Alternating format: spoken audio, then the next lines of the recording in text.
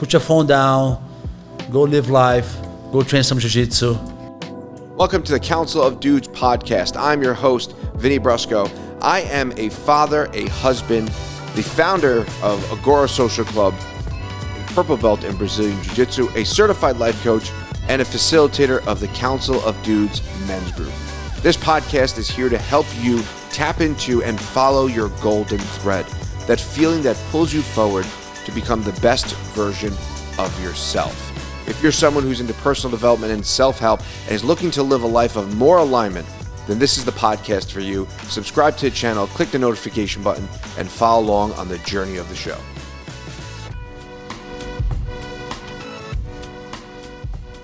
Hey guys, Igor Gracie. Go check the podcast, The Council of Dudes. And here we go.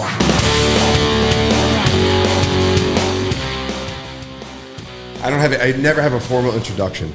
Okay. I just go for it. So Let's go. So we're just gonna roll. So jiu-jitsu is the perfect metaphor for life.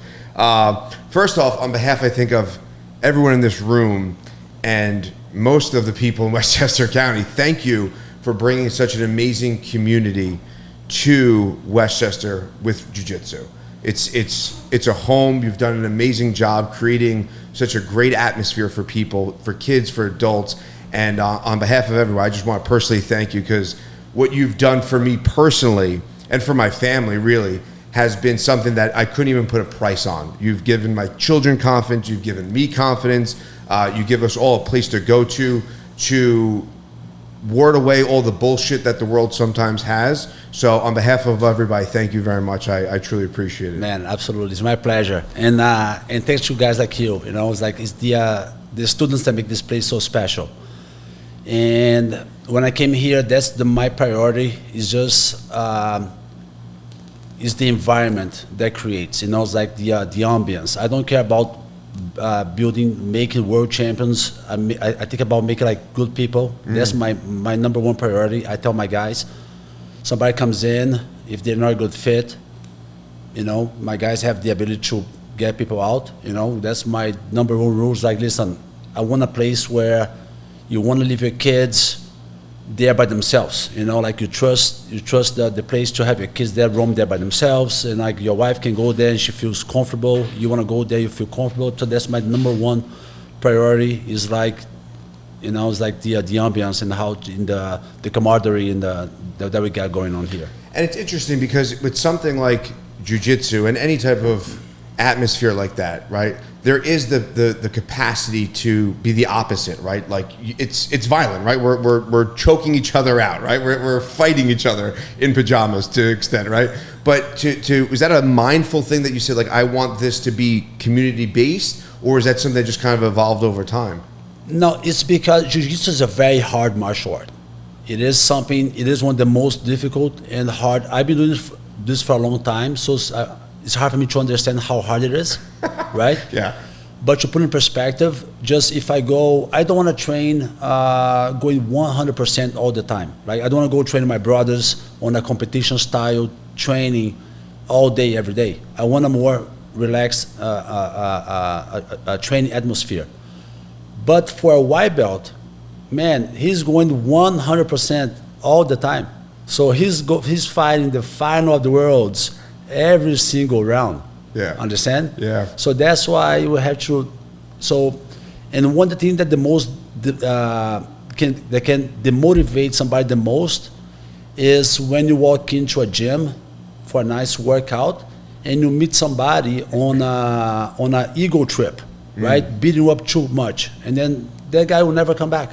Yeah. You know, it only takes one bad training session for somebody not to come back. Yeah. So that's why we enforce, listen, there's no ego here. We're not training for competition. If you want to train for competition, we have that training session Friday, 6:30. You come in here, you guys can kill each other, go as hard as you can. On the regular classes, we help each other out. We are evolving as a group.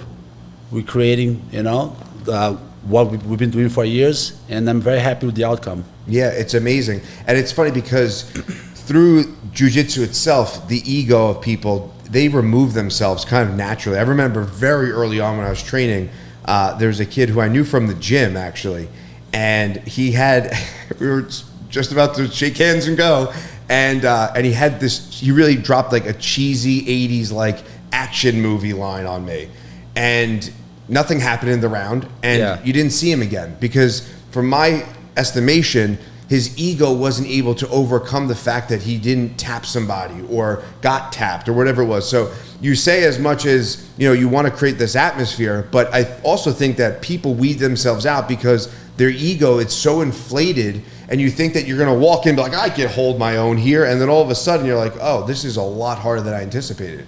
That's 100%, because I don't care how good you are or how good you think you are, somebody is always going to have your number.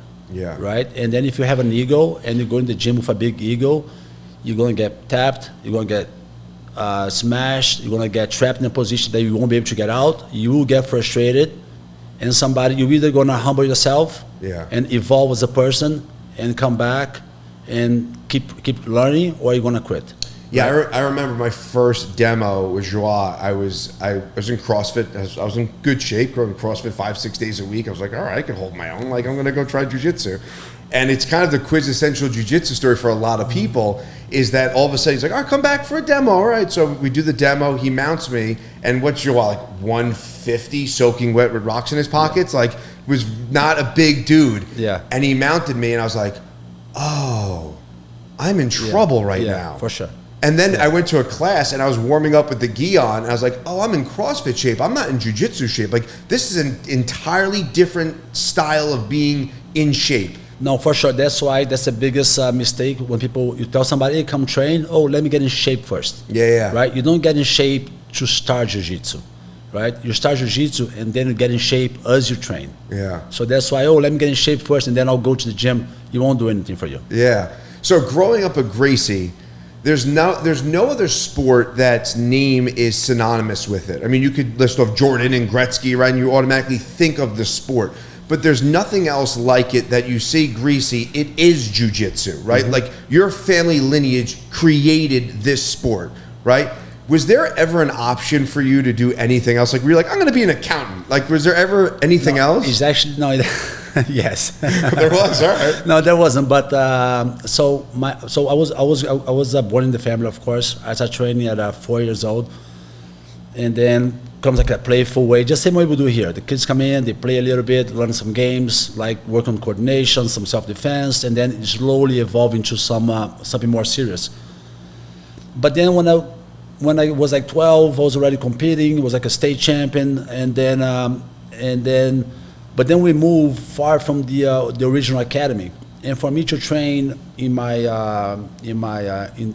academy, I had to be on the bus like 1 hour. I was 12 years old in Rio de Janeiro. It's not something very safe. So the academy next to my house, I didn't like. My crew wasn't there, my friends wasn't there, so I kind of also like became a teenager. I was somewhat demotivated to train, so I wasn't training as often. So between 13 and 17, I wasn't training very much, and then we went to Florida when I was like 16 and a half. My mom said, okay, let's change of scenery, let's get into learn English, we're gonna finish high school in Florida. So we moved to Boca. And there wasn't training at all. I was training maybe once a month, like once in a while. And I come to America, like a friend of mine made me, hey, listen here, the economy works great, you want to make some money. So I started like delivering Chinese pizza as a 16 years old guy, making $200 a day. I was making money, I was living life. I'm like, man, life is great. But then I went to Rio on vacation just for 10 days. And my uncle found me, and then he found out I was in Rio, and then he called me.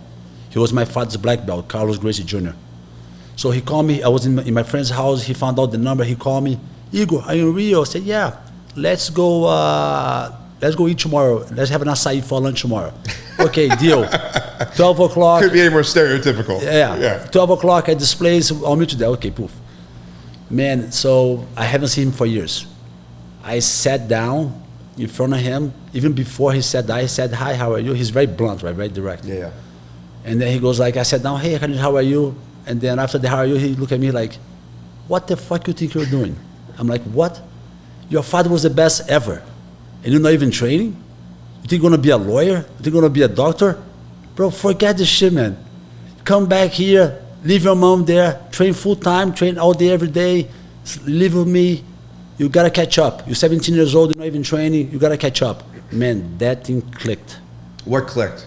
Like, what was it about that moment? Was it like one of those moments where like, it seems so like out of the ordinary, so surreal? Because I was just like, I finished high school in Florida. I was maybe going to college. I don't know what I was gonna do. You know, like I was making money, just like, but I was living life but I didn't have a plan, right? But in the moment, like, okay, I gotta make a plan. So this is it. I can run. This is my, this is my destiny. I gotta, I got to do this. So I called my mom and said, Mom, I'm not coming back. She said, what do you mean? I said, yes, and I'm not coming back. Carlinhos told me to stay here. I'm going to stay in his house. I'm going to train all day. I'm going to train twice a day. And then she goes, okay, but I have to go back to school. My mom was always making sure we went to school. So I said, okay, so I'm going to train for a year, and then next year I'll start college. And then I never went back. And then I came back, man. I came back as literally a white belt. But what saved me was while I was in Florida, I did a wrestling season, 1 year season. And back then in Brazil, people had no wrestling. So it was like a wrestling in Brazil. I would take everybody down, double leg. I would go compete. It was like a 12 double legs in one match. I had no guard. They tried to put me down. I'll pop up. I'll take them down again. And then I was like training twice a day, every day. And then like in 6 months, actually I became like a national champion. In 8 months, I got my blue belt. I mean, I was already a blue belt, but I didn't, like I was already a blue belt. I got my, in 8 months, I became a national champion as a blue belt.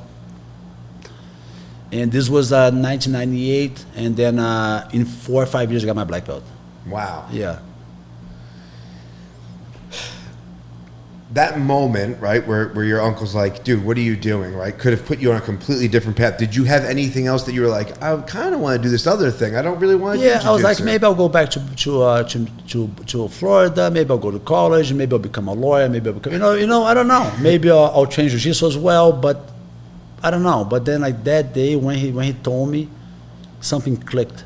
And they're like, maybe that's why sometimes in life, you need somebody to be honest with you and tell you, and that moment you realize, okay, he's right. Yeah, and jiu-jitsu is definitely one of those things where, you can do it twice a day. You can do it. Like, it's such an obsession for so many people. What do you think that is? Is it just the human element of like solving problems and just knowing yourself on this deeper level? Because it is a lifestyle. Now, I'm not dedicated to any other sports. I'm sure if you play lacrosse or whatever it is, that's a vibe and that's a lifestyle. But there's something unique about jiu-jitsu that it is like, it becomes like ingrained in you. It becomes part of like who you are and how you want to show up in the world. What is that? I think is the nothing is more rewarding than overcoming a challenge, right? I think nothing makes you grow and forges you as a human than overcoming challenges, right? It really changes who you are. And in jiu-jitsu, you are overcoming a challenge every single session, right? Yeah. You go into a session and you're gonna train with somebody where a couple of things are gonna happen. Number one is a puzzle, right? They call it human chess. Yeah. That's why it's also the ultimate human mind and body activity, because you gotta be fully locked in. There's no way you can't do jiu-jitsu thinking about, I gotta pay my taxes. I gotta, my mortgage is due. Every time so if I'm in a really bad position, I go to a happy place. I'm like, what do I have to do later on today? Like, get your head back in the game. What are you doing? Like, you're going to get tapped. Like, you're going to choke out. But it's like almost like you want to leave the scenario, like, so your mind is like, all right, let me just get out of here. And it goes off to, like, the shopping list. And I'm like, get back. Go back, exactly. What are you doing? Like, snap out of it. Continue, sorry. So, when you go into a session, right, so in the beginning, it's very easy for you to panic, to get claustrophobic, to tap, to quit. So you start training, you're getting tired, somebody's on top of you, you can't get out. You're not physically hurting, but you panic, and then you tap, and then you quit, right? And they're like, oh man, and that's gonna bother you. Because you know when you tap because you were uncomfortable, or because you were like, like something was about to hurt or hurting. And next day, you're either gonna quit if you have a big ego, or you're gonna come back next day and you're gonna try to survive longer, right? And then before you tapped in maybe in a minute in a bad position, now maybe you last a minute and a half. And like, oh, that wasn't so bad, you know? And now you start building your discomfort threshold. And now you start building resilience. And now you start changing, like, oh man, I can do this. You know, shows you that you can do it. What before I thought was gonna be impossible, now it's possible, right? Or you go with somebody where you used to beat me one day, and then I start training for a little while, and then one day I pass a guard, and like, oh man, Vinny is not a monster anymore, you know? I can pass his guard. Yeah. So, you know, so something clicks, and then you keep coming back. And the interesting part about that is it's always evolving, right? Like there's always new people, and then you roll with someone, you start to learn how they train, so then all of a sudden you figure out their puzzle, but then that forces you to change the way you approach it, right? So it's this constant evolution of yourself, and then you're also giving someone else the opportunity to evolve and grow, and that discomfort thing is huge because, you know, there's so many amazing quotes in here, but there's one in particular: all of humanity's problems stem from man's inability to sit quietly in a room alone. And sitting in discomfort, whether it be in meditation, in prayer, physical endeavors, really grows you as a person. Like it grows your brain, it grows, but your physical endeavor is a totally different thing because jiu-jitsu is this mind-body connection. Because you're right, you can't just go to your shopping list when someone's got your back and they're trying to choke you out. Because there's going to be physical consequence to it. No, for sure. That's why you know misogi is. Mm-hmm. So it makes like you go to a spiritual enlightenment or a physical enlightenment, right? So you go through something really hard. It really brings you back to your true values. Mm-hmm. So I think that's all jiu-jitsu is like going like every day you go in there and going to something really hard, you know, and really brings you back and makes you forget all the bullshit in the world, right? Mm-hmm. Sometimes I really think like hardship and doing something hard every day, it does really changes as a person and makes you like really like gives you like forget about all the nonsense. Yeah, and it's funny because all the nonsense when you get on the mat, it doesn't matter your age, your race, your political affiliate, none of that stuff matters. It all gets neutralized, and like it's through that there like true camaraderie is built. Like the relationship you develop, the people you meet, the conversations you have are such a higher level than just like the fundamental rudimentary bullshit conversation. So that's the best thing I think happens in jiu-jitsu is with the moment you step on the mat, people forget who you are, right? If you're a doctor, if you're a judge. So growing up in Brazil was amazing, right? They have the training in the morning. They have a 10 a.m. training, and they have like a judge. They have like a couple sheriffs in town. There was like the big sheriffs. They have one guy who was a drug dealer. They had one guy who was so they all like there was one guy who was the Hells Angels, the head of the Hells Angels, all trained on the same room. Yeah. So outside the room, they all like wanted to kill each other, but inside the room they're like, hey, I have my eye on you. I know what you're doing. You know, like, but once they're on the mats, they forget about everything else. You know, like doesn't matter who you are, doesn't matter what you do. Once you step on the mats, people just care of how good of a training partner you are. Yeah, and it becomes such an individualized journey too, right? Like for everybody, everyone's journey is so different with jiu-jitsu, right? Like you may start the same time as someone, and then you train less or they train less, and you're kind of going in a different trajectory. But at the end, you know, the pinnacle, right, is arriving to the black belt, right? And then the old cliche is the black belt is just basically a white belt all over again. So I don't think arriving to the black belt is the pinnacle. When I got to my black belt, so it goes through stages, right? So when you start, like I want to become a black belt, right? So, but I think if you worry about the belt, you're going to end up being too frustrated, and you might even quit along the way. I think you have to embrace the journey, enjoy the ride. Is not the belt that you wear, is the skill sets that you have, right? Because man, you have I can show you many black belts that are horrible at jiu-jitsu, right? So the belt doesn't mean horrible in comparison to what? Because you saying horrible at jiu-jitsu 99.9% of people who do jiu-jitsu in comparison to you are horrible. Like that's like No, that's the reality. No, but the reality is, I think jiu-jitsu has gotten a bit watered down, and people are too concerned about the belts, and they want to promote people too fast or for many reasons, and so that's why. Okay, I have high standards. Yes, you do. I have high standards. Yes, you do. Absolutely. Right? I have high standards, but that's why. But there's nothing more that makes me more proud when I have a blue belt who go visit another academy and like, man, I was a blue belt. I went to that academy and I was able to hold my own. You know, Right. I was able there. I got some purple belts, nobody blue belt. I don't want a purple belt of mine going to another academy and being tapped by blue belts. Right? Yeah, of course. They're representing the team. Yeah, of course. And also, what's the rush?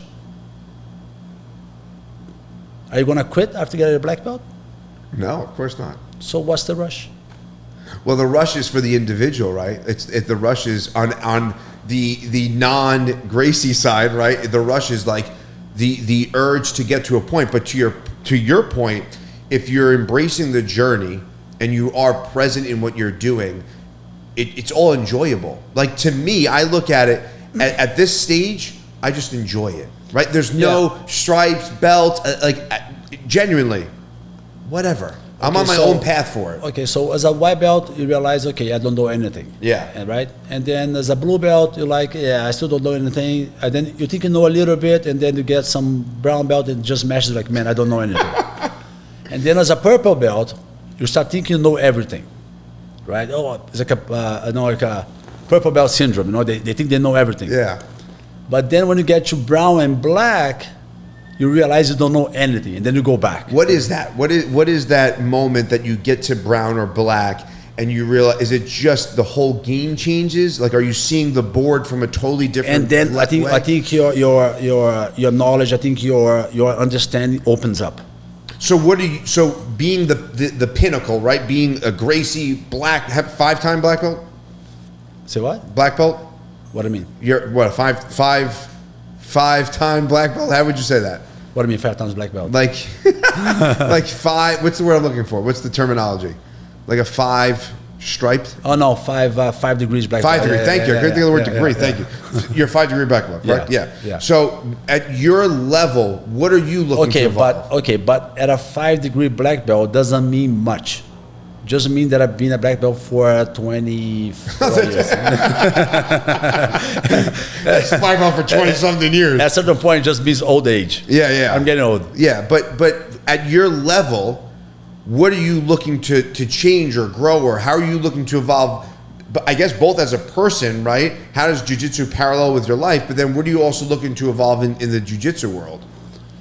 It's just jiu-jitsu is a very complex martial art, right? Let's go back to it. So Yeah. when you go into a black belt, you're working on your game, right? You can become a black. So I seen black belts, world champions, with 3 moves. The guys have a couple sweeps, 1 pass. Nobody could stop it. Nobody could stop it. I've seen a guy back in the day, the same person. They were shooting a DVD back then. This was back in the early 2000s. Yeah. They asked this world champion to record a DVD. It was like back in the 2001. And then he showed 5 moves. He didn't know how to show a 6th move. Like, man, a 6th technique to show. I don't know which one I want to show. And this was like a black belt world champion, right? So this happens where being a black belt doesn't mean you understand a lot of jiu-jitsu. That's my point. Should you? I think you should. So that's why when you start teaching, it obligates you to understand. You shouldn't do everything, but you should try to understand everything. Because there's so much to it, right? And everyone's body style is different, and dexterity, and just and the way everyone's game evolves. Like there's people that will teach, or there's classes you go to, and you'll learn something, and in my mindset, I'm like, I'll never get to do that. Exactly. Okay, you think you're never going to do that, but sometimes, sometimes, right. Okay, you're never going to do like deep half guard, but sometimes you might end up in a deep half guard position where the leg's here. Like, okay, I know how to survive here. Let me just get out of here. Right. I'm not going to put myself in that position, but sometimes you're going to end up in that position. Yeah. Right? Or sometimes, like you said, you want to have a vast toolbox. Yeah. Because depending of my training partner, I need to be able to pull some tools that I haven't used in a while, but against that one person, that's the tool that I need to use. Yeah. Does that make sense? Yeah, of course. Of course. This happens all the time. Sometimes I'm going against somebody who's really big. I'm doing guard with my back on the ground, and I struggle to sweep them, and I'm trying for a couple minutes. Then I do a sit-up guard, which is not my guard, and I do like a little arm drag. The person, oof, gets swept. I'm like, man, why didn't I do that sooner? Yeah. You know, sometimes it's not what you do, but sometimes it's what the move needs on that situation. If you build it, he will come.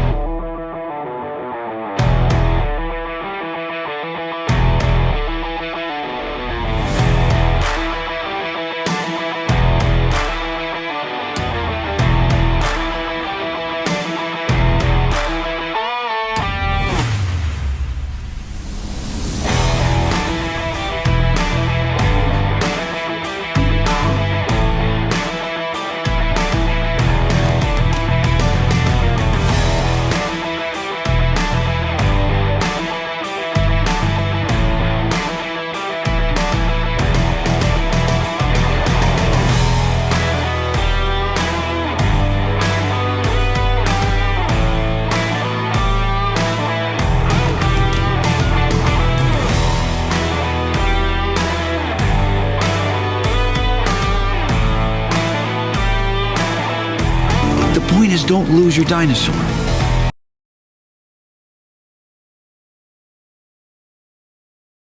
Yeah, and that's very much the case in a lot of times where it's like, where do you recognize the resistance in this dynamic, and then do you have something to kind of move around it and open things up a little bit? That's 100%. That's why you got to open your mind and just not keep trying the same move over and over again. If it's not working, you got to be able to move around. Yeah. What is your particular favorite position? Like, do you like? So I don't have one. I don't have one. It goes through cycles. You know, that's why I've been doing this for so long. It goes through cycles. What's your current cycle?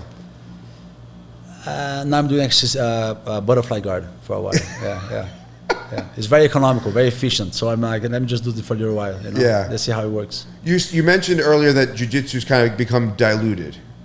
Yes. Right, a little bit.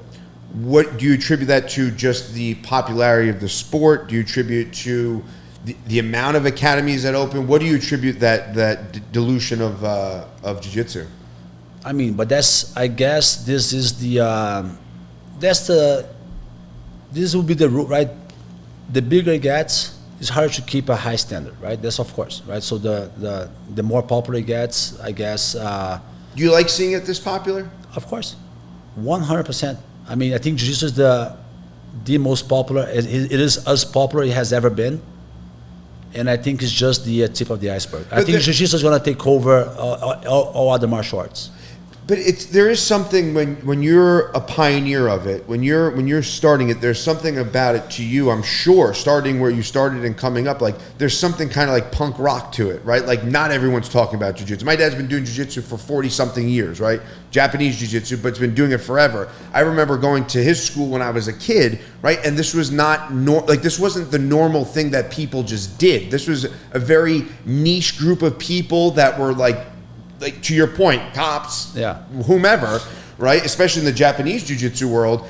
And it was a little bit like a subsect of people. Now it's seeming like, you go mainstream. to it's very mainstream. Very mainstream. Yeah, it's mainstream. I mean, I'm very happy the way jiu-jitsu is right now. And I think, I think just because of the benefits of that it gives people, right? I don't think any other activity has such a short-term benefit.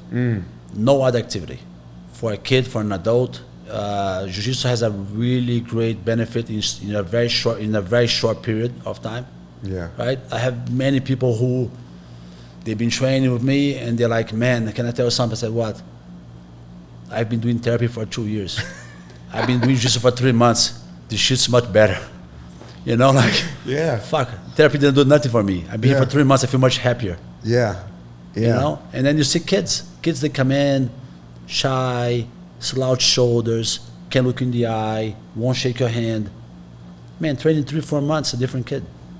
Yeah. And I had so many testimonials from parents telling us, man, this changed my kid. You run an amazing children's program. The people that you have in those positions teaching those children, it is a beautiful combination of jiu-jitsu, right? And self-development, confidence. I mean, I started jiu-jitsu 8 years ago, and it gave me confidence. And I 33 at that point, right? Yeah. It gave me confidence as a 33-year-old man. I was like, where has this been, all my life? And it's not this confidence of like, I can fuck people up, right? It's not that. It's not, but it is, right? You walking along the street and knowing that you can hold your own also makes you feel different. Yeah. I guess like intrinsically, right? Yeah, exactly. Subconsciously, it feels different, right? Yeah. You can walk around, some bums want to come mess with you. You don't have to run away, right? You can actually tell the guy to fuck off. I mean, I'm sorry, can I curse? Yeah, yeah, it's fine. Yeah. Subconsciously makes you hold yourself different, right? You walk into a room, I can beat everybody here. It makes you feel good about yourself. Yeah. Why not? Yeah. With the family dynamic, how has jiu-jitsu kind of lend itself to being a dad and to being a husband? Obviously, you're an entrepreneur, you're a business owner. So we were, joking before with the technical issues. Like, jiu-jitsu is this amazing, to me, this metaphor for life that really plays out in so many different spaces in my personal life. So for you, being a dad, a business owner, a husband, how has jiu-jitsu been this parallel to your own personal life? Man, I think just jiu-jitsu helps you, deal with life much easier, right? Again, when you're dealing with, when you are constantly under pressure, dealing with pressure in the jiu-jitsu mat, you go outside, real life problems don't seem to be so, so hard anymore. And then it helped me stay calm, even with my wife, be patient with my kids. Makes me, dealing with kids like dealing with white belts, right? I'm dealing with white belts in the academy. I have the kids at home, like dealing with white belts. They don't know what they're doing. I have to be like, so it's the same thing. When you're rolling or competing or rolling, what do you have? I imagine you do this lens of how to dial into these different frequencies with different people that you're rolling with. Like I'll be a brown belt, I'll be a high level purple belt. No, so if you want to be really good at jiu-jitsu, you learn how to train at the person's pace. So when I'm rolling with a white belt, I'm rolling at his pace. So I make him feel he's rolling with another white belt. When I'm rolling with a blue belt, I'm rolling at his pace.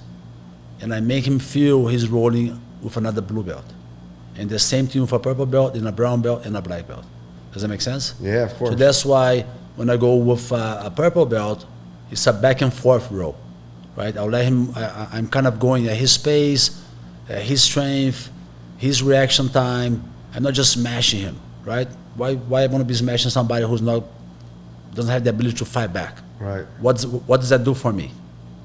Right? So I let them kind of feel like they so you want to be good at jiu-jitsu, learn how to control the pace. Yeah. Right? You train with a white belt, you go at their pace, you do the same techniques. If you go with a white belt, you're not gonna do moves that they don't know about. Right? I'm not gonna catch them by surprise. Jiu-jitsu is not who knows the most amount of moves. Because if I know many moves, if I know something they don't know, it's only gonna work once. Right? Yeah. Jiu-jitsu is about the efficiency of jiu-jitsu, and the beauty of jiu-jitsu is you know what I'm going for and you cannot stop it. It's like slow death. You know it's coming. You're like, man, I'm done. Yeah, I compare it to National Geographic. Like when you watch like the python like slowly suffocating, it's like you know it's coming, right? It's this slow, intentional death. So so you tell the person what you're going for, and you can still do it. That shows how efficient jiu-jitsu is. That's why sometimes I'm doing all the moves that I teach, it works. The guy can resist or not resist. I don't teach like moves that are like, I hate moves that are like the person do some resistance, it doesn't work, right? Because this goes against jiu-jitsu's philosophy, right? So jiu-jitsu works. That's why even when I'm doing the move and the person who's helping me the move, sometimes they jump or they told themselves, don't do this. The move works. You don't have to help me. You know, let me just do it. they oversell it. Yeah, it's okay. It works. You know? Yeah, because in any, you know, when you're drilling or whatever it is, like in the pocket of that, right? When you're just drilling and you're going through the motions, of course it works, right? But then all of a sudden you get into a live round, you start moving around, all of a sudden you're like, oh, this isn't working anymore, right? But it's just the implementation of that move. No, but but that's the problem, right? Because people see a move and they drill the move a couple times, right, and they think they know the move, right? So it takes years. So now you tell me what's the difference between a white belt and a black belt, right? So a white belt won't be able to choke somebody from the mount on a cross collar choke. Right. They're off balance. They won't have the tightness on their hands. They're gonna roll out. They won't be able to finish. So it takes time for you to actually get the adjustment and the right pressure and the right position to do a certain move. Yeah. So sometimes you touch it, you learn a new move, and you're gonna try against another purple belt, which is, you know, almost at your level, and like, oh, it doesn't work, and right, you give up on the move. Right. No, so first you learn just drilling, and now you learn on the white belt. Okay, you work on the white belt, now you're gonna move up, let me try on the blue belt. Then you move into a higher level, so you slowly increase the stress level of where you're applying the move or the technique. Yeah, the intentionality of each point, right? Because there's the old saying is like position before submission, right? Like settling into the space before you try to finish, right? Because that's really going to dictate if you're going to be able to finish, right? Settling into the position, allowing yourself to be calm and not just kind of go for the finish. Yeah, not only that, but also the way you squeeze it. You know, like the way a black belt chokes is different than the way a blue belt chokes. Yeah. You know, just the pressure, you know how it is. The intentionality, strength, yeah. You know, like the amount of pressure that they can apply and how long they can squeeze for. So this takes time to achieve. That's also like social media is ruining jiu-jitsu because people, they see like, I'm gonna get into that. Yeah. They see a move like, oh, I've seen this before. Oh, I've seen it before, but can you do it? No, but I've seen it before. So people like they have no more attention span, where they think they've seen a move, they think they know the move. It's a completely different thing. Yeah. Right? A judo guy, he's gonna practice the same 3-4 moves for 4 years to do it in the Olympics. You know, they do the same move 1,000 times all day, every day. If you do the judo guys, they have 2-3 throws. They have 2 throws and a couple variations. It's the same 3-4 moves. They only do the same 3-4 moves over and over again. It takes time. It takes the adjustment, the way, the timing. You know, it's hard. Yeah, the muscle memory comes into play, right? All of a sudden you're like, wait a minute, right? You can't hesitate. Yeah. Yeah, and that's so true. Any hesitation, and it's weird because have you ever shot a bow before? A couple times. Okay, Yeah. there's like this sweet spot, even like meditating, but like there's like a sweet spot there. But if you recognize the sweet spot, it's almost too late. And jiu-jitsu is a lot like that too. Like I started golfing, so I can relate. Okay, it's all right. so Is it the crazy. same with golf? Is it the same? Yeah, there's like a lag where you have to wait for the club to come down and then you swing it back. It's like yeah. I can't see you golfing. I just started this year. It's so difficult that I took on the challenge. What made you start golfing? I didn't. A friend of mine said, hey, come for a golf lesson, and then I did. I'm like, oh, this sucks. But then he'll come back, and then I came back. I did another one. I'm like, oh, I don't know. Then another one. And then I bought clubs like the irons. That's what happens, right? All of a sudden you're like, oh. And then no. I'm like, oh, I'm not sure. So I had the clubs. I had no bag because I wasn't sure if I was going to golfing. I was carrying the clubs in my hand. And just like, yeah, like in your arms a 5 irons like this. I'll come like 2 irons. No, just like that. Just the 9 iron. Just come one club. That's funny. And then like one day that thing like click, poof, like, oh man, what was that? Like, what was that? I want to do it again. So now it is so difficult that I want to do it. Yeah. You know, I want to challenge myself. Yeah. Because I don't have a hobby anymore. So I'm like, I need a new hobby.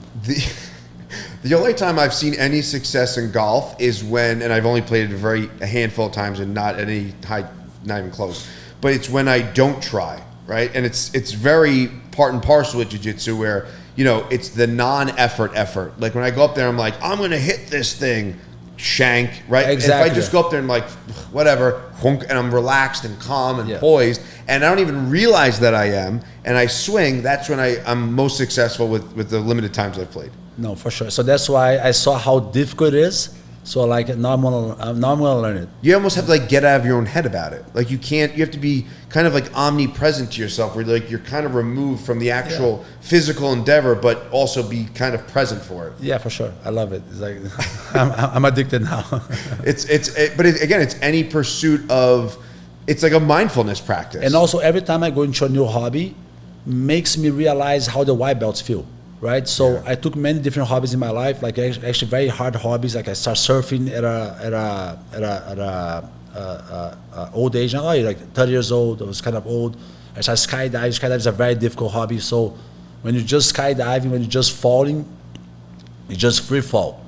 But after you start actually flying, so when I'm falling to skydiving, I'm a neutral position. I'm just falling.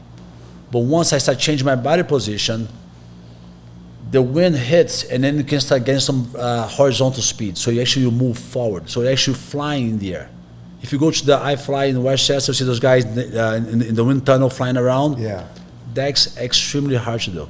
You know, so every time I go into a new hobby, made me realize how the white belt feels, and have a different perspective on how to teach. Be more patient, you know, understand like what the white belt needs. So that's why I like doing like new stuff to make me also keep like also like a white belt mentality. yeah, it humbles you in a lot of ways. 100%. Surfing is extremely hard. It's one of the hardest things you can do. There's so many variables, right? Sometimes everything's right, and then the wave doesn't look right. Sometimes, you know, like your body position, the wave is off, and then like somebody comes in front of you, and then it's like sometimes the wave looks perfect, and then it closes out, and it's like so many different variables. That's I think it's one of the hardest sports. It is so. I've surfed 3 times. Once in an actual lesson, which was even harder, right? Yeah. It was like the board was the size of this couch, and I couldn't even stand up on it. And then the other time I surfed on like a sport board, and it's just even like just duck diving just trying to like paddling out was the only thing I got down. I was like, I could do this part. Just getting out there is exhausting. It's People give up. exhausting. Like I'm done. I'm just go back to the. It's so exhausting.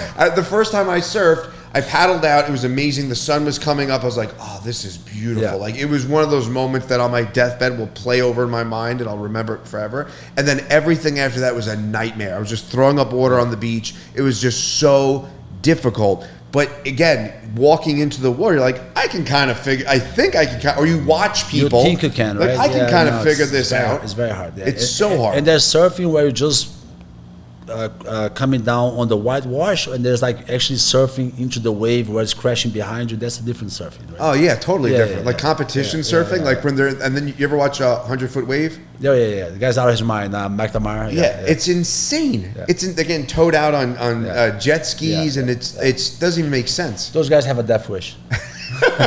So the guy who skydived. Yeah. What got you into like skydiving? So we were in Dubai, in Abu Dhabi for a tournament, and for a jiu-jitsu tournament, and then we had a friend of us who actually skydives, and he was like, hey, let's go for a skydive here. They have the best drop zone in the world. It's over the Palm, you know, the Palm in Dubai. Let's go over there. They have a waiting list of 3 months, but normally we can walk in, maybe we'll get in. I'm like, we're not gonna get in. I was actually terrified. So we get in, we put our names on the waiting list, and I said, we're not gonna go in. I was hoping we wouldn't go in because I was actually scared. And then they call us, hey, here, pay. I'm like, okay, so I'm gonna pay, but if we don't go, do you refund us? No, you're definitely going. I'm like, in that moment, I was like, okay, shit. I got that feeling just now with you saying I had to go to the bathroom like 3 times before, just before I skydived. I was terrified. I had the video. I was like white, like on the door of the plane. But then after I got off the plane and was in free fall, it was the best feeling ever. I was at night in the hotel room. I still had like my body was like vibrating, like a free fall feeling. I said, Greg, do you feel like a free fall feeling in your body? Like, man, I still feel it. I said, man, I'm going back to New York. I'm going to get my license. So I came back to New York, And then I started getting my license, and then like I became a fun jumper. I put like 980 jumps. It's amazing. But now I stopped. Yeah. The family will do that too. Yeah. It's also because my brother moved away, Gregor stopped jumping, and skydiving is fun for you to jump with your crew. You know, in the beginning, just jumping is not the adrenaline. It's just not like I'm gonna free fall and and like. Imagine if you could put like a backpack on you and you could fly for 50 seconds, chasing your bodies in the sky for 50 seconds. That's what it's like. Because when we jump out and you put your arms back, you hit that terminal velocity and your body moves forward at 200 miles an hour, forward in horizontal speed. Understand? Yeah. So we are chasing each other. There's a leader and there's like the crew chasing the guy. We all chase for 50 seconds and the altimeter beeps.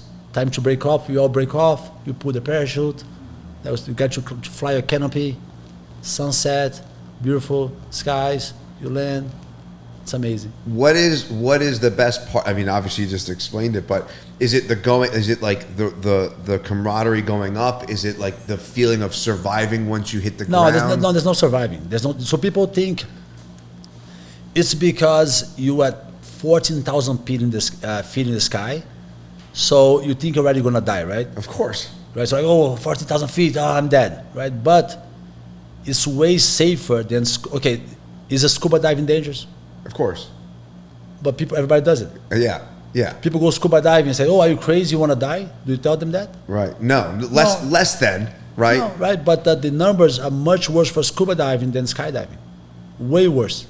Way worse. Well, way more I would say, I don't know. Skydiving has like maybe almost 3 million jumps a year, like 15 deaths. That's not bad. No, it's like, 0, 0, 0, like, no, no. It's not even a percentage. No. You know, so as I became a father, I'm like, I'm not dumb. I'm not gonna leave my kids like, fatherless. So let me just run the numbers. Let me see what's happening over here. Exactly. Yeah. Let me assess the situation. You know? Yeah, well, it's like the same thing as like flying versus driving a car, right? Like you think like, flying's so dangerous, but the reality is driving a car is significantly 100%. Yeah, way more dangerous than the chance of you dying driving a car is greater than skydiving. Yeah. It never came up on my radar to skydive. Mine neither. Yeah. But then they found me, and then I fell in love, and then I got addicted. It was like an addictive feeling. Yeah. With the skydiving, is it something that you'd ever go back to and revisit, or are you kind of like, I'm done with that hobby, check the box? I kind of checked the box. Do you ever get like the rush to do it again? I would like to get to 1,000 jumps. I have 20 left, but maybe in the I'm so close. Yeah, very close.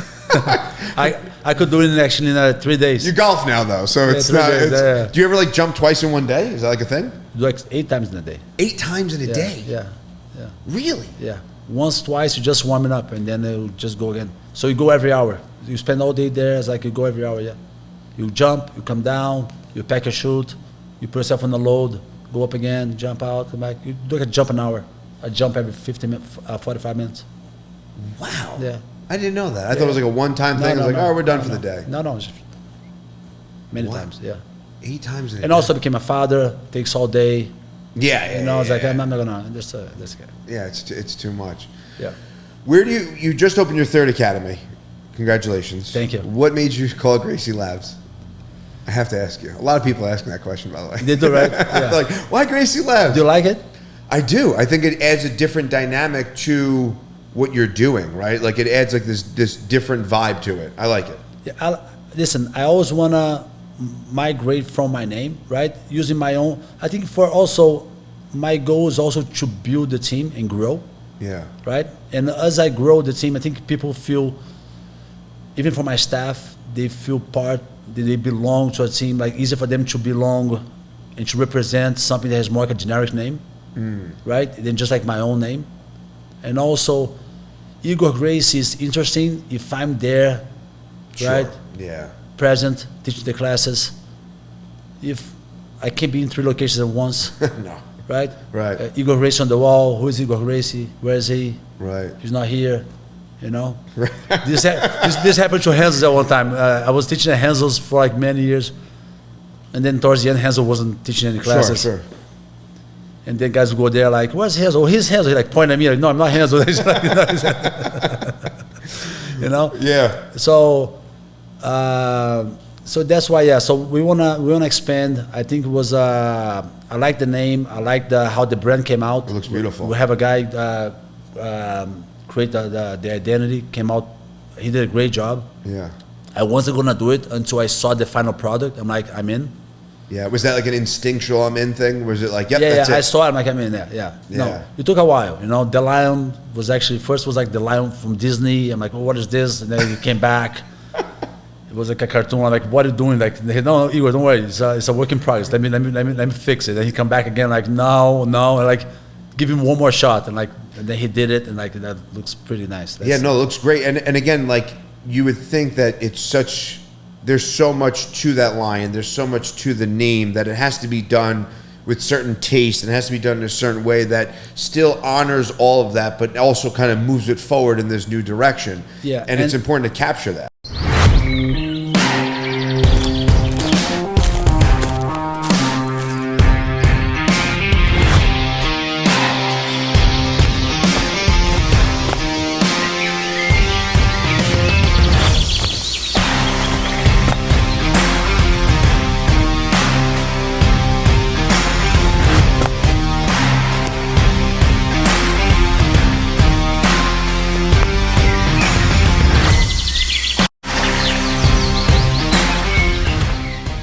Yeah, and the lion, and now the lion is on our family crest, so Right. the lion means a lot for us. And then he goes like, no, the lion has to be facing forward. You know, when you're going to war, it's like forward, not sideways. Let's make a forward-facing lion. Did you get a lot of shit from other people? No, like what? Like anyone said, like, why are you switching up the logo, like switching up the lion and? No, it's also no, not at all. No, just people like why you don't want to use your name. Listen, number one, I don't have an ego. I don't need to be my name on the wall, right? Again, I'm towards having the team grow. I'm a team player. I want my guys to feel all like part of the team. Also, plus we now start doing like a Muay Thai program. We're doing like some other programs. So it's also for the name, it's easier to have a Gracie Lab Muay Thai. Sure. Instead of Igor Gracie Jiu-Jitsu Muay Thai. Right. You know, like it's a very long you know, like title. Igor Gracie Jiu-Jitsu Muay Thai, like Jiu-Jitsu Academy has a Muay Thai program, so they can do like Gracie Lab Jiu-Jitsu, Gracie Lab, Smart. you know, whatever. So Yeah. again, I think it's for the expansion of the team and the business. It's a much better move. Yeah. You talked about your high standards that you have. How good does it feel when you bring someone in and you see them go from that nervous, panicked, overpressured white belt and see them grow and see them go from from white to blue to purple, brown, and then you give them a black belt? How good, like how intrinsically rewarding is that? Man, that's what I live for. You know, that's why I've been teaching for many years. Right, I started teaching when I was 12 years old. I took a break, but then I always taught. Even when I was living in Brazil, I was training full time. A couple of days a week, I'll go down to Hillion's Academy because Hillion was an amazing instructor, and then I always want to learn how to teach, so I'll go teach with him, learn how to teach. What made him an amazing instructor? Man, just his technical ability and his knowledge, and then just how he makes you understand the situation, how to make you give him like one scenario, he'll give like 5 options. You know, like so you do this, you here, you do this. If the guy does this, you do that. The guy does this, do that. He opens up like eight scenarios, like all like from depending on what the person does. And so I'll go down there to teach. And then after I was teaching for a little while, he kind of was on Thursdays. He was like, "Okay, Igor, listen, I won't be there anymore. Today you take over." I'm like, Jesus Christ! So I was like a purple belt. Yeah. And I was like, my first classes, there was like a black belt in the room. I'm like, man, I'm a purple belt, you know, like. And then so at first you teach your best move, right? Because I was a competitor, I was a champion, so I have a couple of strong positions. So it was my first classes. I'll teach my 2-3 good positions, but then I gotta keep teaching. Right, so you obligate yourself to learn more and understand jiu-jitsu on a broader understanding, right? Yeah. Because you wanna. It's one thing when you are learning on your personal journey, but now it's a different thing when you have teach others, because you're gonna teach somebody who has a different body type, somebody who cannot do close guard, somebody who can't do open guard, somebody who's short legs gotta be doing half guard, somebody who can pass one way gotta pass another. So you gotta be, as a teacher, you gotta give them, show them the ability to adapt, and give them the tools to get to such perform such task. Yeah, and it's also training the other side of your body, right? Like Yeah, but also from right to left. My brain is just like, no, like that transition to the other side. My brain is, and it's like brushing your teeth with your other hand. It's so important to do it, and we all know, like I know it. I'm but like, you should force yourself, right? There was one time on my last MMA fight where I broke my collarbone. I broke my collarbone on the side, and then I couldn't lay on this side. And now I start playing guard on the other side. Now I play guard on the other side, so I can do both sides. You know, so it's always, so sometimes forcing yourself to do something makes you improve much faster. Yeah. And that's why we get lazy, right? So we go to jiu-jitsu is very hard in a way where you get in there and you just wanna roll, do your best moves, and you have a little bit of an ego. You don't wanna perform bad, you want to do well, yeah. So, right? So you want to, right? So sometimes you keep just doing the same thing over and over again. But the best thing to do is force yourself to do a new move. So the best thing to do is have a game plan. Come to the academy. Okay, today I'm gonna avoid the purple belts. I don't want to go to war with those guys. I'm gonna go with the more beginner guys over here, the white belts. And when was the last time I was able to finish somebody from the mount? Maybe never. So today I'm only gonna work on the mount position. They might give me the arm from the mount, from the guard. I'm not gonna take it. I'm gonna sweep them. I'm gonna pass the guard. I'm gonna mount them, and I'm gonna finish from the mount. So I'm gonna go through the whole cycle. Learn how to do the whole cycle, right? This happened. So when we were living in Rio, we were blue belts. Roger would go to London every year.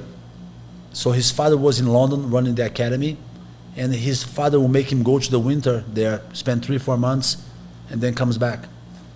And this was like in 98, 99. There was nobody in London training. It was like only white belts. And Roger will go and come back better. He'll go, come back better, and actually win a tournament like a couple months later. And I'm like, Roger, how are you coming back better from London when you're just training for white belts? He was like, Igor, I have a plan. Every week, or a couple of days, I do just one move. Today, I'm only gonna do kimuras. The guy can give me the neck, I'm not gonna take it. I'm gonna hunt the kimura. So he'll go for the kimura. The guys were hiding the arms, he was actually hunting the kimura and get him. So every couple of days, he was fine-tuning one technique. And then this way, that's why he's such a complete fighter. Yeah. You know? Yeah, having an intentionality and a game plan. And then realizing where your blind spots are, right? Where your weakness is, and how can you focus in on those weaknesses to improve yourself in a longer play, right? You said, but that's not easy. Most people avoid their weakness. Yeah, you know that's the easy thing to do. Yeah, sitting like mounted and just being in that very uncomfortable, smothered position where there's like no light, you're just smothered, and it really takes this discomfort, getting comfortable with the uncomfortable, right? Like finding that little hole of light in someone's gi. You're like, I just need that air. But that's you improve fairly fast. But you have to put yourself there. You train with a heavyweight, put yourself in a bad position, right? Sometimes I'm training for a heavyweight, and it can be an easy round, or I can make a hard round. I can let him come to half guard. I can let him flatten me out with an underhook. Now, once he gets there, now I start fighting from there. He doesn't think he got there. He doesn't think I let him get there, right? I kind of start training. I kind of let him get there. I got to let him get the other hook. Okay, now I go. You know, because now I'm stuck. I have to get out of there. I'm being smashed. So now, what would be before an easier round, now it's a hard round. So I make myself. I can make any round hard. Yeah. Do you understand that? Yeah. You can make. I make every round hard for myself. Most people do. Jiu-Jitsu is hard. I'm like, why? How did I get in this shitty position again? Why do I do this to myself? But it does. It teaches you this resilience, and then it also teaches you like your capacity for discomfort, for pain. Like where am I going to break here, and where am I going to tap? And am I tapping too soon? Is it like you learn how to expand that feeling of discomfort in a multitude of different ways. And for me, it's been one of the most impactful growth opportunities because, again, bringing that parallel into life, it's like when you're uncomfortable, you could sit in that discomfort, but then how are you or what are you going to do to move out of it? Because you can't stay in there forever.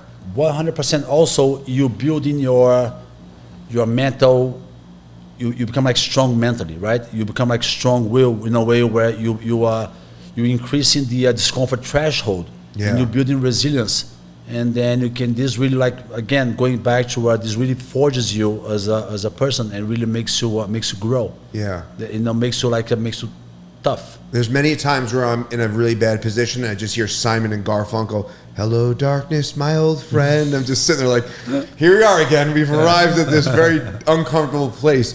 For you at your level, what is the best way that you learn? Like, is it doing? Is it listening? Is it watching? Is it reading? Like, how are you consuming jiu-jitsu or anything in that matter? No, I think people should stop watching.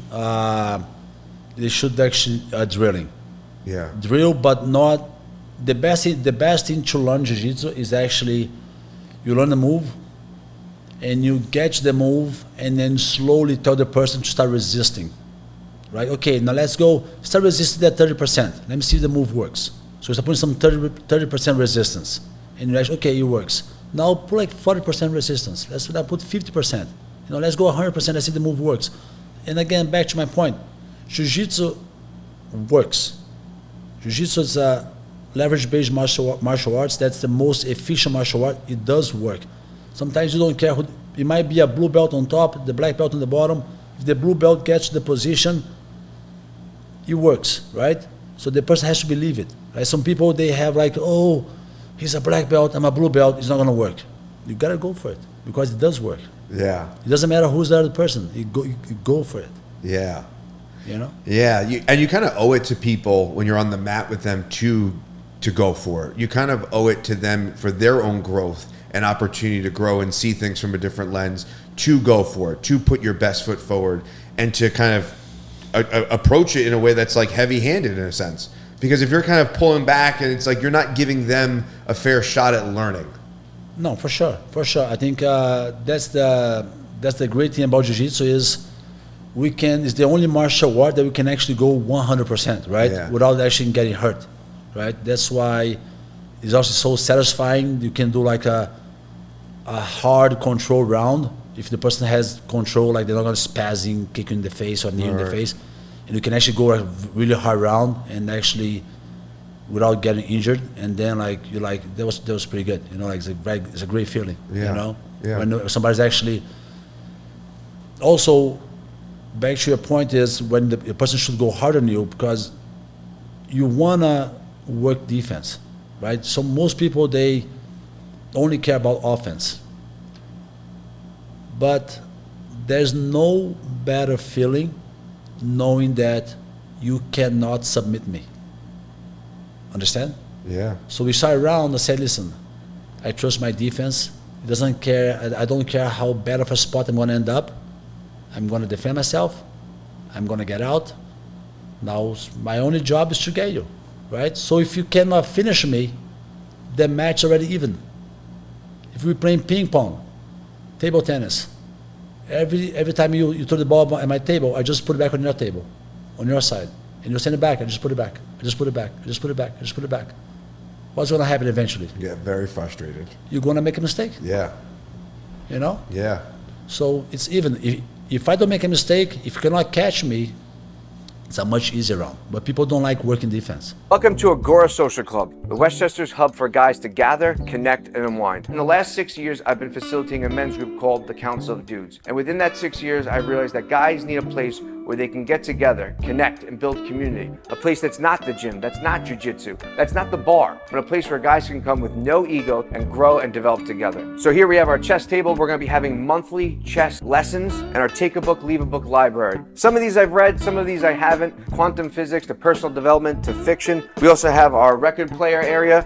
In the last few years, I've become very obsessed with jazz music. And if you don't know how to play vinyl, no big deal. It hooks up to your phone via Bluetooth. We have artwork from California to local artists. We have these small little work tables. So if you want to hang on the couch and get some work done, you can just come pop them open. And we also have our little workspace here with quotes from Muhammad Ali, Albert Einstein, Theodore Roosevelt. We also have our coffee bar, small fridge, and more quotes and artwork over the wall. Head on over to agorasocialclub.com, sign up for our free 7-day trial, and with that, you will get a key fob. Scan your key fob, and you have access to this space from 6 a.m. to 8 p.m., 7 days a week. So if you're a guy in the Westchester area and you're looking to gather, connect, and unwind with like-minded men, head on over to agorasocialclub.com.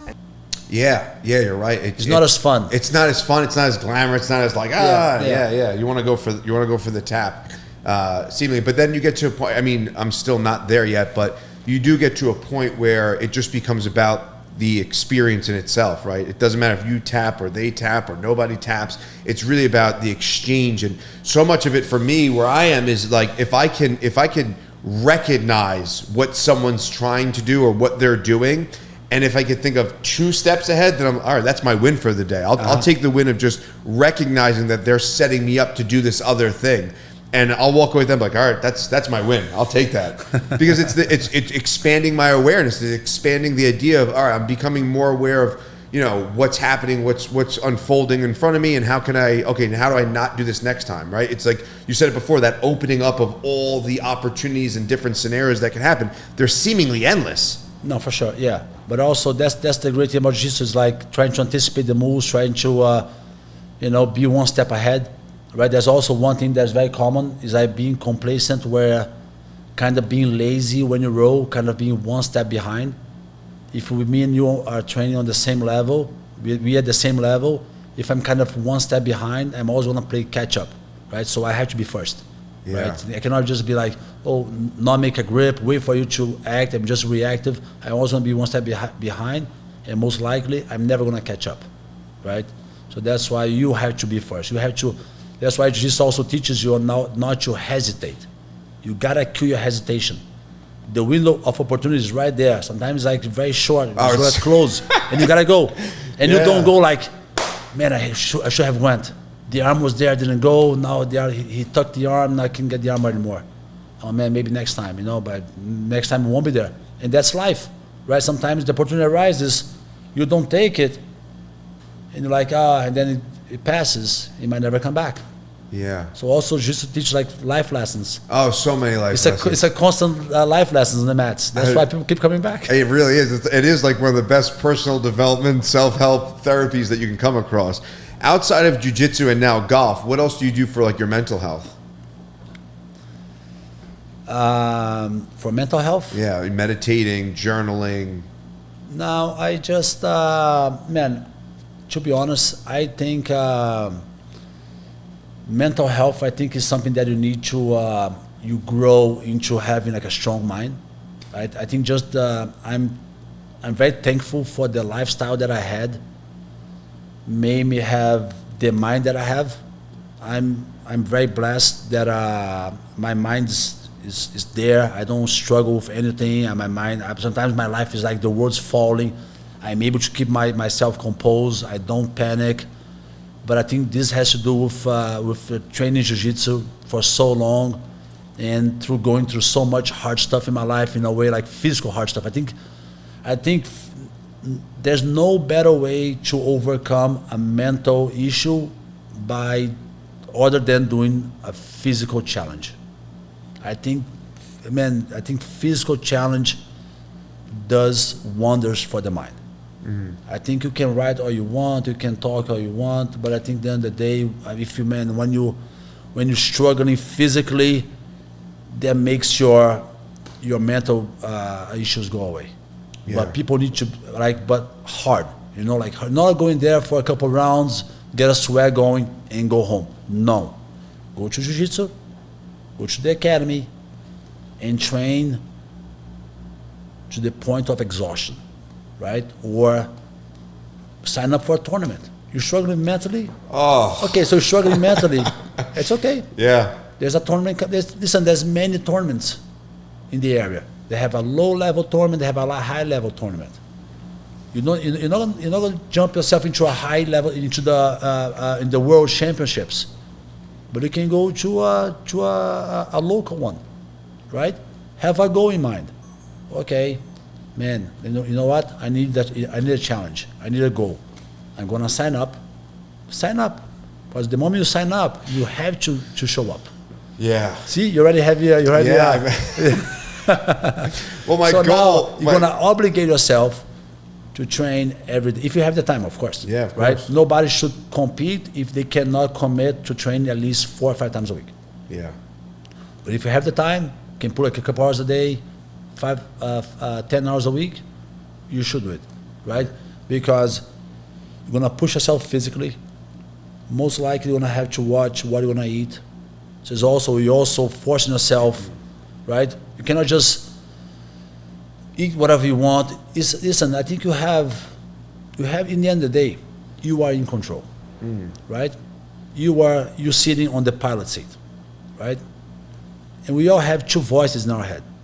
If you're lucky, only 2. Yeah, we all have, right? We have one that thinks that the supportive thinks you can do it, and the one that's like, oh, are you sure? The negative one, right? The doubtful one. We all have. I go to a tournament. Do you still get that? 400%. I'm like, oh, did I train enough? I'm like, shut up, fuck up. Go. Bro, you can't give the bad thoughts any voice. You gotta shut them down. You gotta learn how to shut them down. Yeah. You gotta be strong enough to shut them down. Like, man, of course you can do it. Of course you can do it. Just stop being so negative. Of course you can do it. You're ready, you train. But for you to be able to shut them down, you gotta do everything you had to do to be able to perform well, right? So now, if I didn't train enough, if I didn't push myself in the gym, if I didn't optimize my diet, and I show up to compete, I'm like, oh man, I could have trained more, right? I should have eaten pizza yesterday, right? I should have had an ice cream the day before. Now, see how it is correlated? Because that side of you, that negative self-talk, knows all those little things that you did that, you slept in a little bit too late that time. Your mind knows, right? So you cannot give them room for doubt. Yeah. So that's why you can't control if you're gonna win a tournament or not. But I can control how I am gonna show up. Yeah. And I had to show up to the best of my ability. I gotta be prepared. I gotta train the best I could train. I gotta make sure my health is fine. I optimize my diet, and if any negative thought arises, like, man, are you crazy? Of course you're ready. Go in there and kill somebody, and you just go in there. Yeah, and it's funny because in this case we're talking about like something like a tournament, which is at the end of the day, in the grand scheme of things, is absolutely irrelevant. I had a young lady on the podcast who was diagnosed with Hodgkin's lymphoma. And she has 2 small kids, and I mention her every time I can, Stefania. And I asked her, I said, when those thoughts came into your mind of I could die, like this is my life now. This isn't like some fun little thing, like, oh, negative self-talk. Just there's no room for them. The second it couldn't go into her mind. Yeah. And it's not like, oh, we're talking about a tournament. It's like we're talking about life or death with kids and a husband and like real life shit. And that's when, that self-talk can go 2 ways, and learning how to navigate that self-talk and learning how to shut down that voice becomes that much more important. And it's not just, okay, I can let it kind of seep its way in and I can have a conversation with it. It's like, it can't exist. You cannot exist, but also you gotta build it up, right? You're not gonna go from not having any structure in your life, not having any strong will, and then having to fight like the thoughts of dying from lymphoma, right? So right. I think start from like, maybe I'm not gonna eat sweets from Monday to Friday, right? Because man, you live with kids, you have sweets at home. Oh, like you open the cabinets, you're gonna have cookies there. Yeah. It's Tuesday. Should I eat it? No, I'm not gonna eat it. Have some delayed gratification. You're gonna feel much better. That cookie is gonna taste much better on a Saturday. then if you eat on a Tuesday. Like, give yourself, delay gratification. Yeah. Like those quick endorphins where you just wanna a quick reward. You just wanna like eat right away and then like just like get a like on the long run, you're just gonna hurt yourself mentally. Yeah. That's why you need to have some structure, like in a way where, listen, I eat sweets, but I wait for the weekend, right? Just because make myself, wait. Yeah. Make myself like, sometimes I don't have to wake up early, but I do wake up early. I have to get out of bed. I work until 9:30, but I still get out of bed at 7. I could sleep until 10, but I get out of bed at 7. Why? Because I have to get out of bed. Yeah. Get out of bed, I see my kids, I have breakfast with them, I take them to school. Yeah. And competing is a totally different experience. And to your point, like you have to be prepared as you can be. But when you go in there, I remember the first competition I did as a white belt, and the second he put his hand down, everything went. It was like there was no other, and like he grabbed my lapel, I grabbed his lapel. It was probably just that for 5 minutes, right? But that moment, like I remember him grabbing me, and it was just like so surreal. And then the match ended. I had mat burn. I'm laying on the floor. Hamon's like, dude, you gotta get up. You got another match in like 2 minutes. I was like, are you fucking serious right now? He was like, dude, let's go. You have no time to lay down. I was so exhausted. And it takes you out of. But how did it feel afterwards? Oh, amazing. So destroyed, completely destroyed. But mentally feeling amazing. Oh yeah, and then I competed at blue belt, which is a totally different experience. But that same kind of it's you go into your point. You go in with this game plan or this idea of I'm going to do this and then all of a sudden it's like all bets are off. Yeah, all bets are off. That's why you should do, if you're struggling with any mental health mental issues, I think you should do something, a hard physical challenge every so often. Yeah. And I think that I see how you feel. Put it on your calendar. Get a challenge. Challenge yourself, something that's hard to do. Maybe a 50-50 chance of completion. Make sure you don't die. Right? Skydiving. Yeah, and just not skydiving, a physical challenge, like hard. Yeah. And see how you feel after. After you complete like something hard, you're gonna feel great. What other challenges or physical challenges do you see yourself doing besides jiu-jitsu tournaments? Like what's one like I'd like to run the New York City Marathon? No, the guy invited me to this year, but I couldn't go. We're gonna do the Navy SEAL swim, which is 3 miles in the Hudson River. Yeah, it's like a mile leg each way, and then do like 100 pull-ups in between.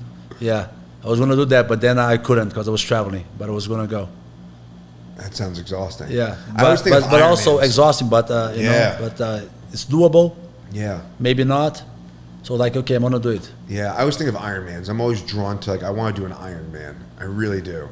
Yeah. But that's again, it's that governor that you put on yourself. That's like, oh, but that's really hard. That's a lot of hours of training and running and cycling and swimming and where am I going to find the time and life and all that stuff. But but it can just be something as small as just running a half marathon locally, whatever it is. You have to find your expression or your opportunity to put yourself in this uncomfortable physical endeavor, because I remember I was running a half marathon, Pain to Pain.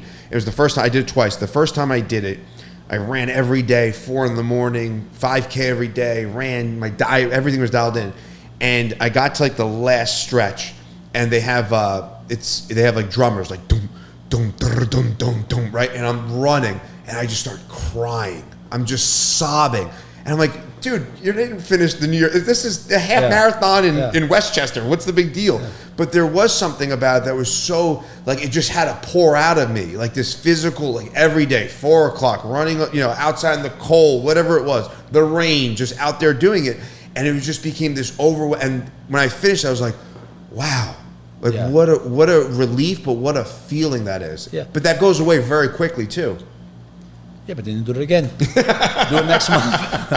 No, but also, another one. But then for the average person, like you can just do challenge yourself in the academy. Okay, so I'm gonna go in there and I'm gonna commit myself to do like maybe 5 rounds every day for maybe 4 weeks. I'm gonna be completely exhausted, and also most people don't do it. I think you're not gonna get the full benefit of jiu-jitsu And you're not gonna be able to understand yourself if you don't train until complete exhaustion.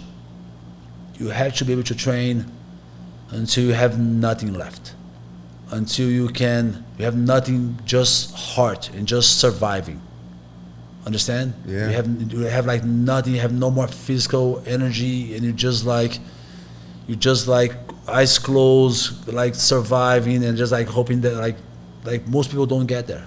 You know, people just they get a little bit tired. Oh, I don't want to get tapped. I don't want to get smashed. I just want to go. No, go another one.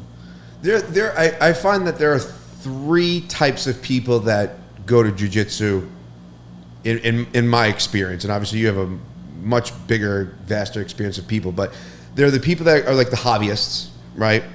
There are the people that go there with the intent of competing, and they have like an energy to them, from my experience, that's different. But not in Westchester. I think Westchester. Listen, what's the demographics of Westchester?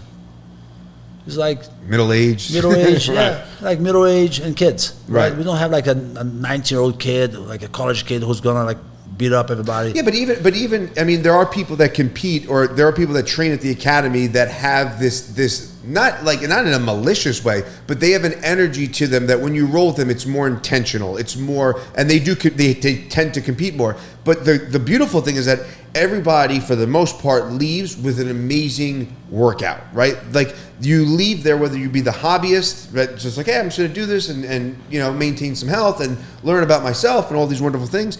And then there's the people that have a little bit more intention in their roles and their endeavors. Let me know who they are, because I'm going to have a chat with them. Because I told the guys already, listen, I don't want the competition guys going to a 6 p.m. class and beating up the hobbyists. I think it's a spirit. They shouldn't be on the same room. It's right? a spirit. Somebody who does professionally shouldn't be on the same room as somebody who does a couple of days a week. No, but right? I think it's important to have that. I think it's a good thing. I think it's an energy booster, because it forces everyone to, like, rising tides, raise all ships, right? It forces everyone to be better, right? The hobbyist gets better by being in the arena with someone who's, and it's not malicious, not ripping arms off, but there's just this, and maybe it's just my own recognition of energy, but there's this energetic level that they're at. And this intentionality that's just different. It separates itself. I think it's just not only from a competitor and a hobbyist. I just more like a personality type,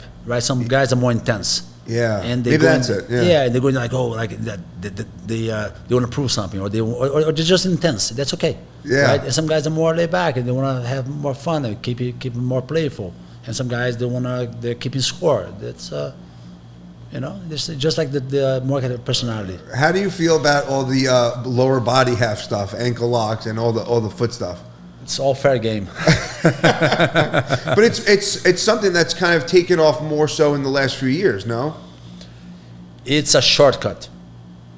Why so? It's much easier. So if you become very good at leg locks, within 2 years, you're going to become very dangerous. Right? You can make anyone tap, right? If you just do full locks. But you don't know how to pass the guard. That's why it has those matches where both guys are sitting down, look like two snakes trying to mate. Yeah. So that's what happens. And it happens quite often. Because one guy that cannot pass the guard.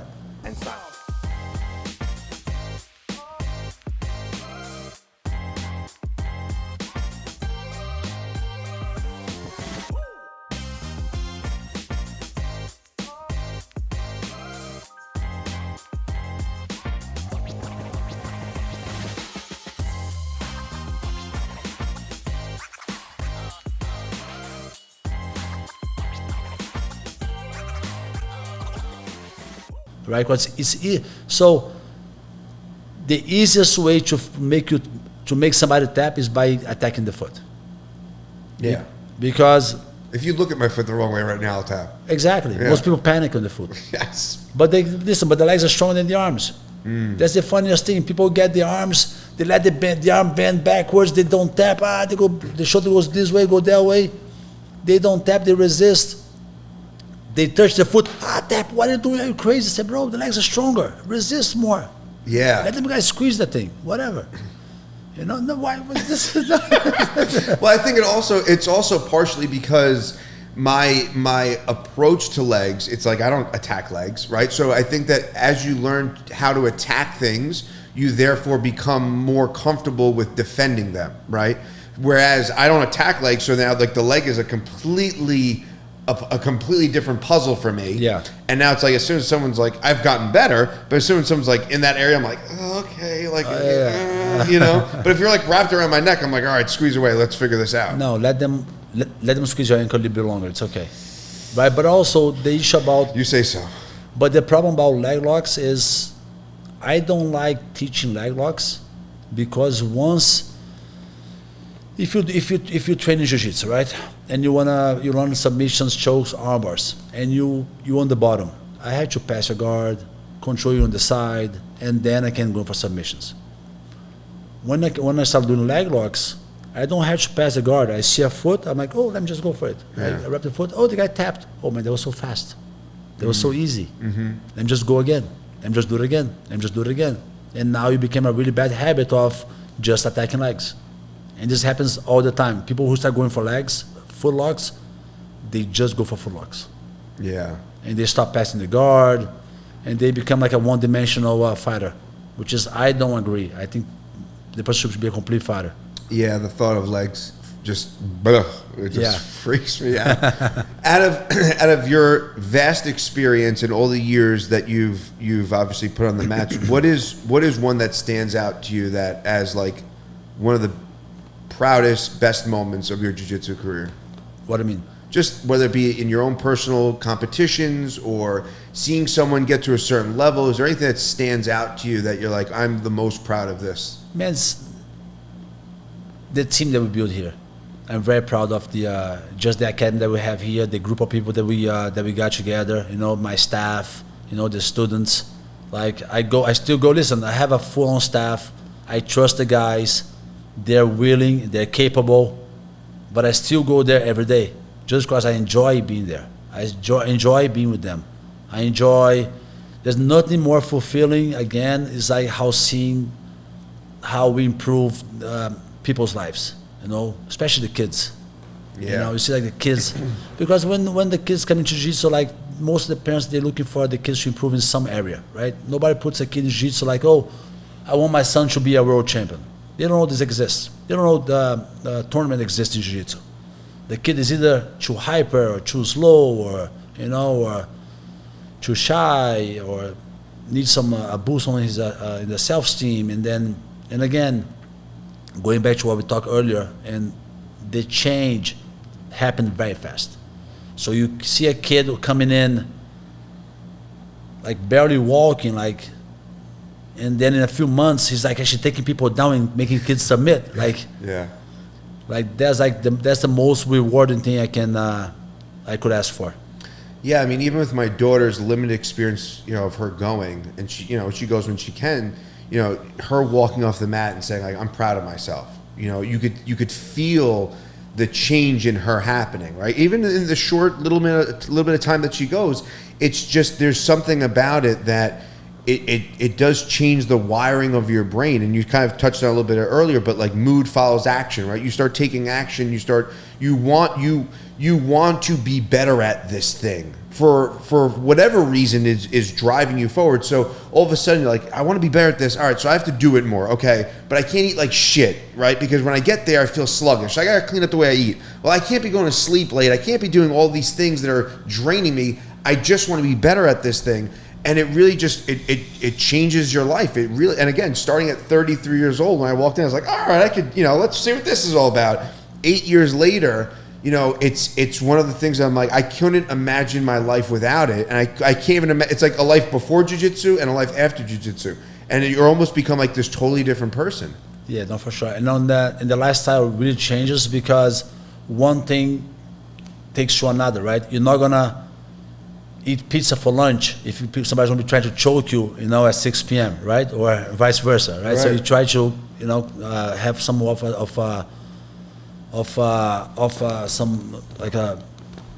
some rules in your life, right? You want to be like the best you can be, even for when you go train. So that's why.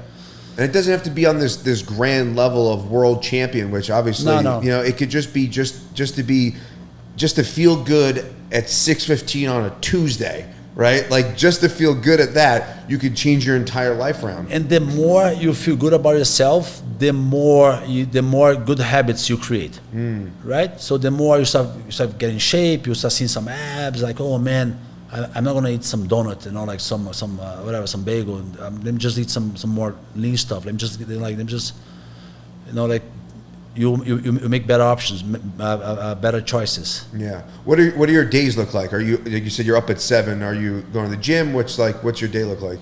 Now I golf in the morning. That's it. No, I'm joking. No. So my days are pretty long. I wake up in the morning. I 7. I stay with the kids until like 8 o'clock. They go to school. I work. Normally I work from 8 to like 10 o'clock. I do some work stuff in the house. I mean, from that camera, I work from home. And then normally I'll go to the gym. I go to the gym 3 times a week. And what kind of workouts are you doing? Are you doing like HIIT workouts? Are you doing CrossFit? Or are you just doing... I do full body. Yeah. I do full body. I do one day mobility. I do like a mobility workout. So the first day of the week, I do like a mobility workout, like a full body, work more on lower back, hip mobility, like a deep squat, like body weight stuff, not something very heavy. I do some functional pattern where I can, all like rotational stuff, you know, like squatting, rotating. And then I do one day upper body, one day lower body. Nice. That's what do you think pairs best with? Like I had a good stretch of doing yoga, and it seemed it paired really well. I love yoga. I love yoga because jiu-jitsu tends to also because you said you do everything one-sided, right? So the long term, you end up being like your body gets exactly off to one side. So I think a yoga or a stretch realigns you. So that's why I like the mobility workout, because also realigns the body, and also the function pattern where I do like rotational to both sides, realign the spine. Yeah. I don't like isometric. The worst thing you can do for jiu-jitsu is like all the isometric training, like bench pressing. That's like doesn't do much. What do you do for recovery? You train more. That's the best. No, I love sauna. Yeah. I've been doing sauna. I've been hitting the sauna 4 times a week, like 25 minutes straight, like in almost 200-degree sauna. I've been feeling amazing. Yeah, sauna's amazing. I think sauna's amazing. I'm not a fan. I do cold showers in the morning. Yeah. I do like a cold shower in the morning. Yeah. No cold plunges? No, whatever. Because the cold plunges literature is like mixed. They say something's good for you, it's bad for you. There's muscle atrophy, there's this and that. I'm like, listen, so and also, I mean, I think cold plunges, going back to where like challenging yourself. Yeah, there's nothing's gonna challenge you more than doing a cold plunge in the winter. Yeah. So just like I have to do it, I have to get out there and go dip myself in cold water. I think that's a huge benefit right there. Yeah. Just from like being like strong-willed and like I have to do it. Yeah. You know, so I do it sometimes. I don't have it in the house, but I do it sometimes. Yeah, I have the trough outside my garage, and when I was doing them pretty regularly, I would run on the treadmill, do a workout, sit in the sauna, and then I have like the garage door goes up. So I'd hit the button and it'd be like, dun, dun, dun, dun, dun, and I'd be like, oh, fuck. It was just like, I gotta go in. No. And then I'd have to take like a wrench and break the ice and get into it. And there is something about it that like mentally, the first time I did it, I was in it for 5 minutes. I didn't realize that, but I was doing it with a facilitator, Danny, who I think you've met before. And he said, he's like, you know, go to the cold. Like you either go to the cold or you don't go to the cold. Like it's very polarizing. It's either I'm going to be like, wow, this sucks, it's really cold, or I need to like embrace. Yeah, just like settle into the discomfort of it and just be like, all right, and just zone. For me, I have to like zone out, and it is really this extremely forced meditation. And have to calm yourself down. Oh, exactly. yeah. You got to do like a box breathing and really like slow your mind down. And you have to force yourself to be there. Exactly. Yeah. It's very easy to panic and try to jump out. Oh yeah, and your body's like, like you want to get. And I haven't done it in a while. And I recently got into a cold plunge maybe 2 weeks ago. And if I was in it I used to do like 3 minutes. If I was in it for 45 seconds, that might have been a lot. I was like, holy shit! And I'm trying to like override my brain. And I'm like, it's really cold. It's really like and it's funny because you'd think that you'd be able to pull from that experience and say like, all right, I got this. But it's like back to square one. Like I stopped doing it for I don't know how long. And it's like back to square one. Like you're a white belt all over again in the cold plunge, and it just rips you out of it. No, for sure. Yeah. So for recovery, I do yoga sometimes. I like yoga. I do sauna, a lot of sauna, and I stretch a lot. Yeah. I'm constantly stretching. Yeah. A lot of deep squat, like a squat down, just like deep squat, and just like I like stretching. Yeah, I need to work on the stretching. My hips are so tight. Yeah, no, that's one of the biggest signs for longevity is how tight your hips are. Yeah. Yeah. Especially for guys. Yeah. Like we carry a lot of our stress in the hip area. You gotta rest in like those Asian ladies where they sit down like they're eating like in the squatting position, deep squat. That's how you got pigeon pose. Do that, yeah, really, it opens things up. Thank you so much for doing this. Man, of course. I really appreciate it. Man, it was fun. Again, the community that you've brought here to Westchester, it speaks volumes, obviously, and you see new people every day, and there's always a new face, and everyone's always so welcoming at the academy, but the students are growing, your academies are growing, and it's just a testament to what you've created, and like you said at the beginning, like this is our mission, and you're checking it off left and right. So thank you again for doing this, and really at all times, thank you again for doing this, and I really appreciate it. You've had a major impact on so many lives, and I'm one of them. So thank you again. Thank you so much, man. It was a pleasure. Where can people find out more about the academy? Where can people sign up? Where can people check out what you're doing? We are online, IgorGracie.com, Gracie Lab Jiu-Jitsu. I'm not very active on social media. I gotta be more. I just like, I like living like real life. I just like, that's one of the things also. That's a big impact. I think what's a big impact in mental health. I think it's like social media. People are too polarizing. Sometimes going on social media, the world is falling apart. You get in there, it's so like toxic. And then you get out there, man, with your kids, and like life's beautiful, that's why put your phone down, go live life, go train some jiu-jitsu, the skies are blue, the cup is half full, man. Yeah, I have a mentor of mine who says the sun has risen, all is in order. No, for sure. That's why also we always tend to, the thing that we do also, we wake up in the morning, like pick up your phone, go on social media, and just like, so toxic, so polarizing these days. Yeah. Put your phone down, reset your algorithm, Yeah. The phone can wait. Go see your kids, hug your kids, have a breakfast, do some grounding, stare at the sun. Go get tapped. Go get tapped. Professor? Life is good. Life is good. Thank you so much for doing this. I appreciate it. Of You're the course. best. You're the member. Thank you.